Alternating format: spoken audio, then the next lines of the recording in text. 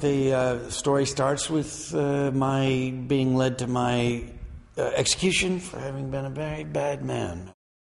A murderer, pedophile, and not contrite, so I have to go and get it done, but it doesn't get done. I live, and then they realize that the people aren't dying after a certain point, and I'm the pivot for some reason. And that no one's dying. And that seems like a good idea, but then it's not, because people don't get better. They hover at whatever stage they're at near death, and then they require a lot of resources, medicines and whatnot, and throws the world into chaos. Storylines explode in the first episode, following many different characters in mind for one, and I begin this journey of the lowest of the low, the most reviled person that you could ever imagine, suddenly beginning to make this journey into people's consciousness, and then I develop power, I develop a following, and I become worthy of Torchwood's attention. It's a fairly horrible character by the sounds of it, but fun to play in a way? Oh, yeah. Yeah, absolutely. It's a very good character because it's as much a examination of what fame is now.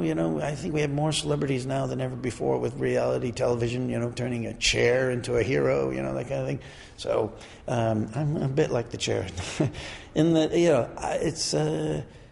especially in a time, it's an incredibly big story, big scale. You're dealing with every continent of the world being gripped by this phenomenon, and to be part of that story. And it's a character who really is looking to be reborn. He's not just replicating bad behavior. He wants to kind of try to keep his baggage at bay as he's following this journey, that he's talking truthfully. So those are all good things to do as a character.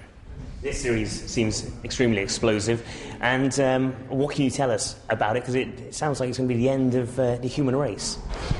Well, there's definitely, by the numbers, with that kind of impact on the resources, the human race would cease to exist after about 4 months.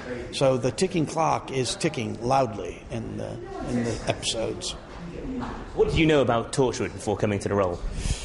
Well, I had heard a lot about it, and I'm not a television watcher, so I hadn't seen it. But when I got off the part, I boned up, as they say, and I got really intrigued. And of course, the scripts. It comes down to the scripts, and Russell is one of the great storytellers, I think, I would say of the world, Matt. I would say of the world, because he's been in the harness for a while. He's created incredible, when Queer as Folk was incredibly original series. What happened with Doctor Who was very important, and Torchwood, and So when you read the scripts as an actor, you see that on the page. So it's like the dark side. Yeah, it's an adult series. Torchwood is not for kids like Doctor Who. We're able to get into some places that are very haunting, and yet the thing is very exhilarating. A lot of action. Still the humor that I liked in what I saw in Torchwood, and yet it's really predominantly a gripping drama.